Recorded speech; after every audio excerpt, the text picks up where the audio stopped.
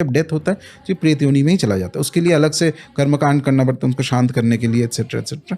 तो वो एक जैसे मैड डॉग की तरह बन जाता है वो, हाँ, गुस्से में, वही फीलिंग में ट्रैप्ड। इमेजिन कि आपका सबसे आपके लाइफ में ऐसा कोई अगर इंसिडेंट हुआ हो जिसके आपको बहुत गुस्सा आ गया हो, ठीक है, वो एक घंटे के लिए गुस्सा रहा हो या 15 मिनट के लिए, वही चीज़ आप मान लीजिए 500 साल तक आपका कंटिन्यू होता है, तो फिर क्या हाल हो जाएगा आपका? वही है प्रेत योनि।